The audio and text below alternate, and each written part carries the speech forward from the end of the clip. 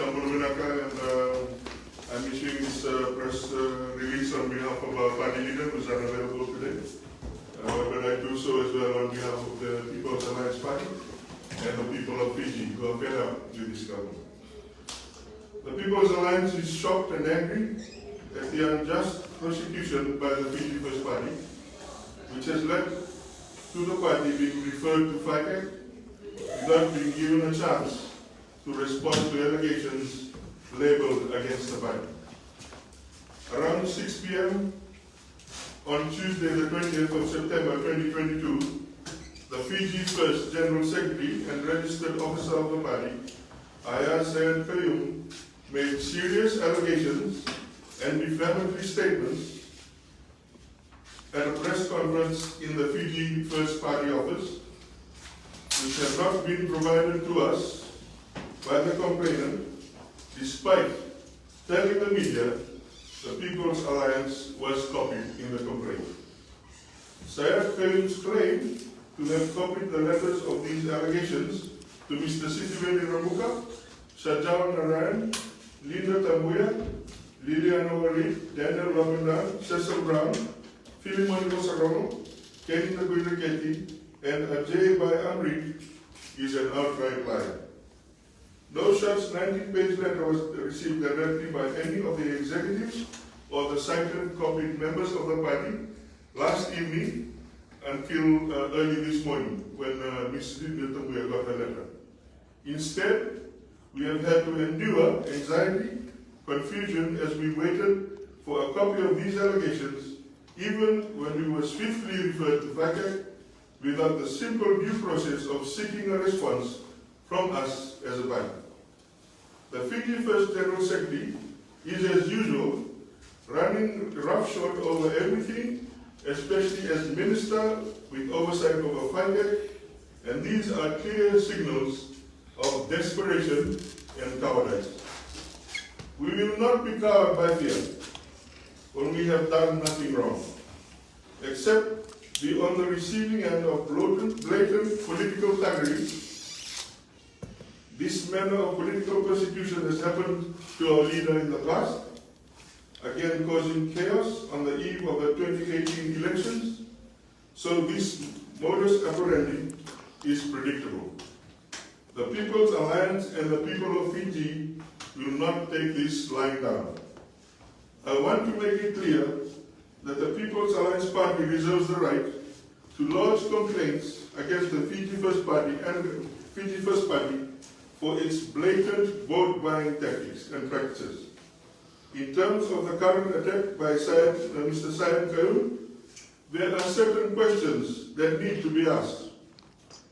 Has the position of those named by Mr. Kayum in his press conference been compromised? Was he acting as prosecutor, judge, and jury? What role was he speaking in? Minister for Elections, Attorney General, or Secretary General for the FijiFirst Party? He appeared to be asking for the full force of the law to apply and gave the impression, in his view, the law had been violated. When the most powerful person in the country takes this sort of hardline position, it has great significance and impact. The question is whether the investigation and possible legal proceedings will be prejudiced or influenced by his detailed and outspoken criticisms.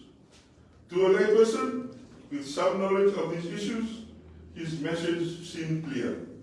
He thought those implicated were in breach. In that case, how can they receive a fair hearing? There is a wider public perception that the government is using giveaways, including money, equipment, tools, boats, infrastructure, and other items to influence voters during an election campaign. To avoid any oppression of that, the ministers involved, including the Prime Minister, should not use government vehicles to attend to their giveaway functions. They should go in their own private vehicles and not be accompanied by a procession of large official delegations. The FijiFirst receives numerous donations from the business community. There is a perception of a large network and patronage at work. Fiji is a constitutional democracy. The Constitution names the Republic as a sovereign democratic state. There are at least two other references to the country as a democratic society. The Constitution and the values of the People's Alliance reflect the principles of democracy. There is an urgent need now to study the Constitution of FijiFirst. Is it democratic? It appears that the PM and the Attorney General may occupy their positions for life. If so, this is not democratic. Democratic parties like the People's Alliance and National Federation hold annual general meetings. They are a staple for democracy and serve as an important function. It appears the FijiFirst party does not have annual meetings. This is also undemocratic. Probably organized meetings like the People's Alliance and NFP have wide networks of branches to serve the interests of the local members. Again, does FijiFirst have such a network? If it does not, it is not democratic. Democratic parties regularly stage polls to elect key officials at a national and local level. This is again a staple of democracy. It would appear that the FijiFirst party may be completely undemocratic.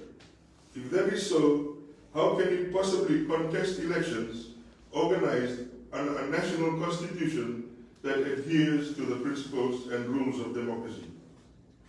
I now wish to touch Rock the Vote.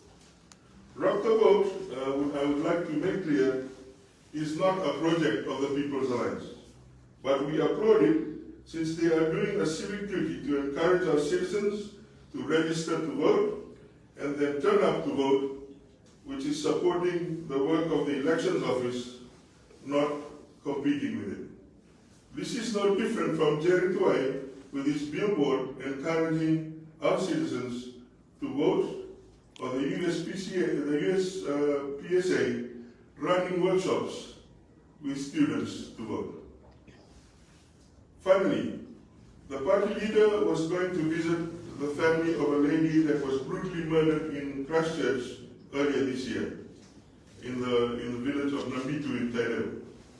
But given the way Sayed Keum is trying to control and regulate the conduct of candidates, he is now double-minded about whether he should go or not, to fulfill his traditional obligations and pay respects to the family of the deceased lady. But on behalf of our party leader, I am here to tell you, he is going anyway. This is what Fiji has become, where kindness and generosity is now a crime. Thank you for your attention.